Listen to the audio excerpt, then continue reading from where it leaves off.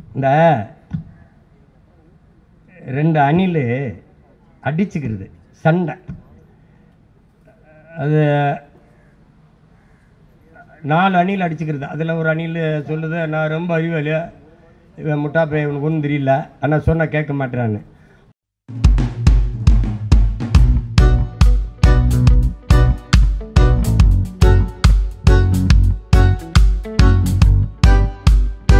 ஒருத்தர் உள்ளே இருக்கலாம் என்றால் இந்து வழிபாட்டு தலங்களின் சொத்துக்கள் நிர்வாகத்தில் இஸ்லாமியர் 2 பேர், கிறிஸ்தவர் 2 பேரை அங்கே நியமியுங்கள். இந்த போராட்டத்தை நாங்கள் கைவிடுகிறோம், இந்த கோரிக்கையை கைவிடுகிறோம். அது பிரச்சனை இருக்காது. 403 இடம் உத்தரப்பிரதேசத்தில் 403 இடம். ஒரு இடம் இஸ்லாமியனுக்கு கொடுக்கல. நீ என் நன்மைக்கு பேசுவாயின்னு நான் நம்பணும்னா எப்படி சொல்லுங்க? அந்த கதை தான். இந்த 2 அணில் அடிச்சுக்கிறது சண்டை. அது 4 அணில் அடிச்சுக்கிறது. அதில் ஒரு அணில் சொல்லுது, நான் ரொம்ப அறிவாளி, இவன் முட்டா பையன், இவனுக்கு ஒன்றும் தெரியல, ஆனால் சொன்னால் கேட்க மாட்டேறான்னு. ஒரு அணில் சொல்லுது, இவன் 3 பேரும் அறிவிட்டவன், நான் தான் புத்திசாலி அப்படின்னு அது சொல்லுது. இன்னொரு அணில் சொல்லுது, இவன் 2 ஒரு தற்குறி பையன், ஒன்றும் தெரியல, நான் தான் அதில் ரொம்ப பெரிய புத்திசாலி, நான் தான் உயர்ந்தவன் அது சொல்லுது. இப்படி ஒன்று அடிச்சுக்கிறது. காட்டில் ஒரு குரங்கு நாட்டாமல் இருக்கப்பில்ல, அவர்கிட்ட இவர் போகிறாங்க, 4 பேரும் பஞ்சாயத்துக்கு போகிறாங்க. ஐயா, நீங்கள் தான் எங்கள் பிரச்சனையை தீர்த்து வைக்கணும். அவர் கால் மேலே கால் போட்டுக்கிட்டாப்புல, ஏன்னா பஞ்சாயத்து வந்துருச்சுல. என்ன ஐயா, நான் என்ன சொன்னாலும் கேட்க மாட்டேன், ஐயா இவன் ஒன்றும் தெரியாத பைத்தியக்காரங்களா இருக்காங்க, அறிவில்லாதவனாக இருக்காங்க. அப்படி ஒவ்வொருத்தனும் பஞ்சாயத்து சொல்லும்போது, சரி நீங்கள் அறிவாளிகளா இல்லையா, நீங்கள் உங்களில் யார் பெரிய ஆள், இதெல்லாம் நான் சொல்கிறேன்.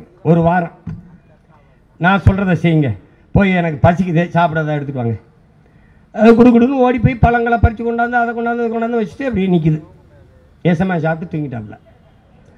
மறுபடியும் ஐயா இன்னும் ஒரு வாரம் இருக்குது, போயிட்டு வா. ஒவ்வொன்றும் சாப்பிடக்கூட, கால் வலிக்குது கொஞ்சம் அமுக்கி விடு, தலையை கொஞ்சம் ஜொரிஞ்சு விடு.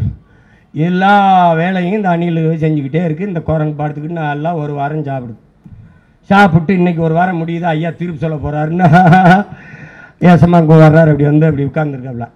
இது 2 இந்த 4 நம்ம உட்காந்துருக்கோம்ல, அதே மாதிரி உட்காந்துருக்கு. அவர் சொல்கிறார், என்ன சமான்னு, நீங்கள் 4 பேருமே பைத்தியக்கார போயிலுங்க, நான் தான் பெரிய ஆள் உங்கள் 4 பேரையும் விட, எப்படி சொல்றியா அப்படின்னு. ஒரு வேலையும் செய்யாமல் உங்கள் 4 பேரையும் உழைக்க வச்சு உட்காந்து சாப்பிட்டுக்கிட்டே இருந்தேன்லடா. டேய், நான் தான்டா பெரிய. இப்படித்தான் நம்மெல்லாம் தீதான் தமிழம் பூரா. இந்த பஞ்சாயத்து பண்ணுற குரங்கு இருக்கு பாரு, குரங்கு நல்லா உட்காந்த இடத்துல சாப்பிட்டுக்கிட்டே, இனிமேலாவது ஏதாவது விழிப்புணர்வு பெற்று எழுறதுக்கு பாருங்கள், புரியுதா? இந்த சட்டத்தை எல்லாம் திரும்ப பெறுவாங்க, திருத்துவாங்கலாம் நம்பிக்கை இல்லை. ஆனால் இந்த அதிகாரம் நம்ம கைக்கு வந்துச்சுன்னா அது செயல்படாது. அவ்வளோதான் நம்ம செய்ய முடியும். அம்மா மம்தா சொன்னதை நம்ம சொல்ல முடியுமா? முடியாதா? முடியும். அவ்வளோதான். அதுக்கு என்ன செய்யணும்? கடுமையாக உழைக்கணும், வெல்லணும், தமிழ் தேசிய அரசை மலர செய்யணும். அவ்வளோதான்.